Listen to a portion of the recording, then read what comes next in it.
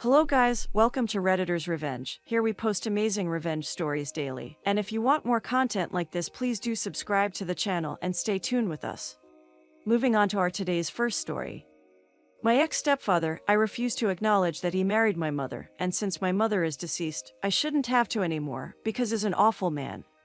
My mother married him because she thought I needed a man in my life to help raise me. He was abusive verbally and was just a toxic person to be around. Even when my mother and he divorced, he still insisted on trying to see me, and I had to be forced to go see him and his new wife every other weekend. When I moved away from the city he was in, due to me ending up in foster care, I didn't bother looking him up, nor trying to find out if he was even still alive. So, when I moved back in 2008, I was kinda surprised to find out he was still alive. Sorry for this lead up, but this is where the foundation of this revenge takes place.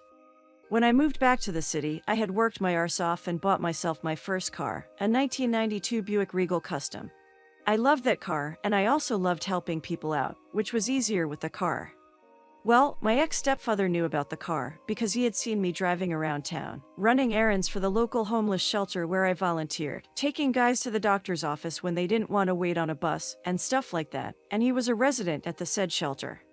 Through my volunteer work at the shelter, I befriended a couple of young guys who had landed on hard times and were just working odd jobs to save up some money to move back to their hometown, the same town I had moved back to the city from. After hearing about this, and their plans to just get a Greyhound down there, I told them no, that I would drive them there for like $40 in gas, saving them about $250. We made arrangements and set a date for their departure. My ex-stepfather heard about this, so he cornered them in the shower that night, told them that he was going to have his way with them, and that I would be expecting the same kind of payment when I got them to that town. When they refused, he threatened to kill them, so they finally accepted.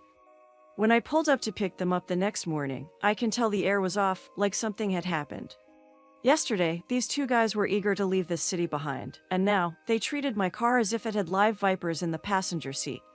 So, I asked them what was up. They told me they didn't know about leaving the city with me, and I assured them it would be fine, not knowing what my ex-stepfather had done the night prior. After a little coaxing, and me mentioning that the Greyhound doesn't even run to where they were trying to go, they loaded up my trunk, and off we went. I could feel the tension in the car, and it had become so thick that you could slice through it using a hydrojet. After we crossed into the neighboring state, they asked me if I could just drop them off at a hotel, and they would try to find other accommodations down to where they were going. I said I wouldn't mind, but wanted to know what brought on the sudden change of plans. After a tearful choking up in the back seat, they told me what had transpired the night before with my ex-stepfather, and I saw red. Oh, I despise this man. I wanted to, no, I needed to hurt him, but how? After assuring the two boys that they were going to be fine and that I wasn't even about to put them through what he did, they finally allowed me to take them to their town. I instructed them to file assault charges against him and to make sure they submit DNA samples to the police, and they assured me they would. On the way back, I plotted my revenge against him. And that's when it dawned on me, my ex-stepdad was a registered offender for some stupid night when he was 16. He had told me before that he was caught urinating on an elementary school's swing set as a youth, and had to register. That was the main reason I ended up in foster care, to begin with, something about child endangerment, bureaucratic BS. I also know that he didn't register in our state for the last couple of years, because, had he did, he would have been kicked out of the shelter he was staying in. Since they do a 3 times a day, 7 days a week, community outreach meal for not only the residents but those who needed a hot meal that day, which would also include children. So, on the way back, I informed the Office of Admissions staff that they had an offender in their shelter, and if they didn't get him out, I would report the shelter to the police. Did I forget to mention that this shelter also ran a youth summer camp, and had a youth correctional facility, and the library right next to it? They took action almost immediately, but when they went to evict him, he was nowhere to be seen. He had taken off, not to be seen again, or so I thought. You see, when he vanished from the shelter that day, he thought the safest place to hide out was in his hometown, 9 states away. A smarter person would have looked up what his registration entailed, and would have known that fleeing across state lines without informing law enforcement is a felony. And it doesn't just stop at the state one left but carries over to every state between the point of origin and destination. So, he had racked up 9+ felony charges against him, just for that little jaunt. Fast forward to about 3 months ago, I get a message from the two boys on Facebook, asking me for my new number.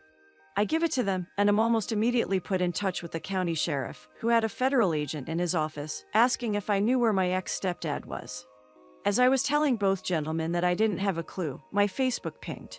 It was my ex-stepdad's wife, telling me to give her husband a chance to reconcile. Gag. A quick look on her page revealed that they were together, living in my hometown. And what's more, seriously, future Darwin Award winners here, they were living next door to the school he was caught urinating on all those years ago. I relayed that information to both gentlemen and asked them what charges they had against him. They said they had 2 counts of statutory on him, and 3 counts of felony evasion. I mentioned his failure to register, and the day he left my hometown, he had run to his hometown, 9 states away. The county sheriff informed me that he was calling from that county, and he wasn't aware of the failure to register charges, but thanked me for informing him. Ladies and gentlemen, that dirtbag that nearly ruined my life, my trust with other people, and my reputation in my hometown were finally getting what is owed to him. 25 to life for everything, and isn't eligible for parole for another 17 years, if he lives that long. He is better off rotting in the depths of Tartarus, for the lives he ruined. Now, here is the end of our first story, and I hope you guys are enjoying my content. So before moving to the next story, you guys can share your thought in the comments section about OP's horrible father, who was adamant to destroy OP's life. And let me know, what do you think? Did he got enough what he deserved?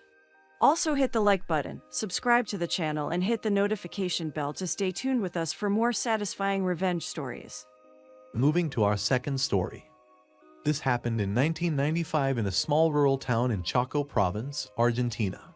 Everyone knows each other here until this very day. My father was an electrician, the only one in town, so he was constantly meeting people, and as he was born and raised here, he was very well known by everyone. He grew up with many of the police officers from back then, and they even had asados together at least 3 times a month for years. My father was not a violent man. That was the only time I saw him do something like that. The other men with his bully son, they were not from town. They had moved here a year or so prior. They were from Buenos Aires. I don't know the guy, only his kid, who was an absolute asshole to almost every kid in the block, and he constantly picked on me and my brother since we were the youngest of our neighborhood, therefore couldn't defend ourselves. Bucky wasn't trained since we knew nothing about training, but he was loyal and playful with every kid. One thing for sure, though, he was protective. One afternoon we were playing in the park and out came a bully kid, who at first threw rocks at us, then got closer and started calling us names, and us being little got scared.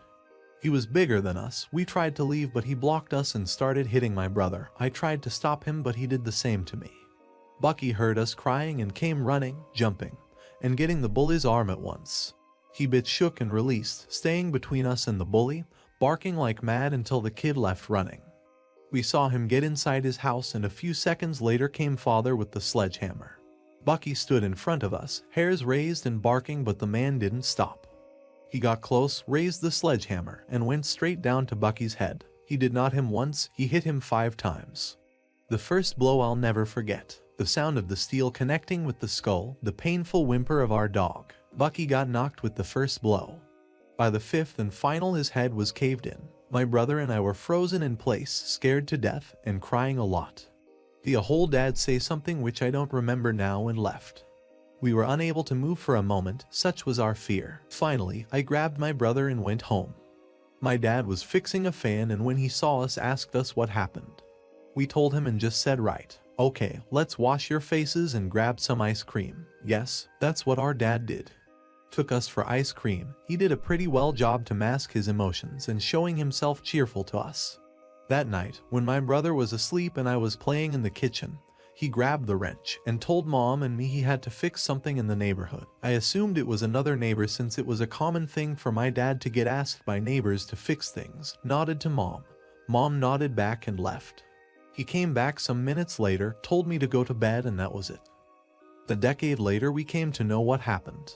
He went to the guy's house, knocked on the door, and punched the dude so hard it rocked his head back. Told him he would break 1 limb for each of his children whom he made cry.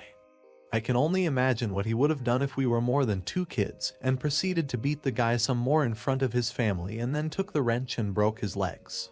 He then left the house, went home, asked me to go to bed, talked to Mom, and went straight to the police, turned himself in, and was delayed until the police went and checked with the other guy.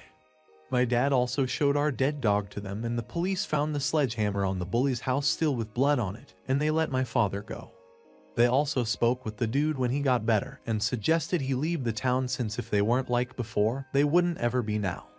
To this, you gotta understand the mindset of some small rural towns. We looked at outsiders with mistrust back then, and it took a while for people to get used to you if you were new in town. However, these people came and weren't very much liked, apparently because of the kid, and the father was also in a hole. I do not condone the actions of my father, nor am I justifying in any way the events that transpired then. But as a father myself, I can understand to what extent can a man react when his kids are at play. I loved my dad and I have mad respect for him. Rest in peace, Dad, we miss you greatly. Now, here is the end of our second story. Guys, I want to hear your thought about this story in the comments section. And in my opinion, OP's dad did a great job by teaching the whole a hard lesson. And before you move to the final story, please hit the like button and subscribe to the channel to remain updated on more fantastic stories. Now, moving on to our final story. I 35 have a young brother Todd who had a complicated birth and had to stay a month in the ICU. Because of that, my parents have always doted on him and almost denied him anything, even if it was to the detriment of my sister Abby 32F and I. My brother drinks in on the attention and has on more than one occasion made himself the center of attention at either my sister's, or a cousin's special event. Because of this, Abby and I have a strained relationship with Todd and our parents. Unfortunately, Todd met and fell in love with Lucy, who announced her own pregnancy at the baby shower my mom held for Abby. When I proposed to my wife Michelle, I just wanted to elope, but she really wanted her family to be there, so I invited my family out of obligation. While out, my best man Jim noticed a receipt from a jewelry store slipped out of Todd's pocket. Jim confronted Todd about this, which led to an argument. Jim told me everything, and I told Todd that he was no longer going to be a groomsman, because I knew he was going to propose at my wedding. Todd cried to our parents, and which led to a blowout. In my parents' eyes, since Todd never admitted that he was going to propose to Lucy at my wedding, I was unfairly judging him. I refused and brought up Todd's past behavior. My parents couldn't refuse this and got Todd to agree to not try anything at my wedding. This wasn't enough to convince me to let him be a groomsman, but I warned him that if, as a guest, he'd tried anything, I would make him regret it. Fast forward to the wedding, and surprise, surprise, Todd walked over to Lucy and proposed to her during Michelle's father-daughter dance, and did it in a way so that everyone would notice. Cue my revenge. Jim and I had hired a woman to pretend to be Todd's side piece, who cornered Todd and Lucy and claimed that she was pregnant with his baby. Todd denied this, but when she called his phone, I gave her his number and messed with Todd's phone to incriminate him. It didn't look good. Lucy threw the ring back at Todd and left in tears. When Todd saw the smile on my face, he knew that it was me, and I didn't respond to a single call, text from him or my parents until after the honeymoon. Lucy has thrown Todd's stuff out and has been denying access to their kid. Todd is furious and is demanding that I clear his name. I sent him a text saying that I had no idea what he was talking about, as well as a screenshot of a bill for the wedding, and gave a vague message demanding reimbursement for half of the wedding costs. Michelle knew the whole time what I was planning and gave me the green light after Todd ruined her moment with her dad, so I felt pretty good, but now even Abby thinks I went too far. This concludes our video for today. I hope you've liked this petty but satisfying revenge video. Guys, I want to know what you think of this revenge. Do you believe that OP went too far towards his brother? Please comment your opinion below. To stay updated on more wonderful stories, hit the like button and subscribe to the channel before you leave.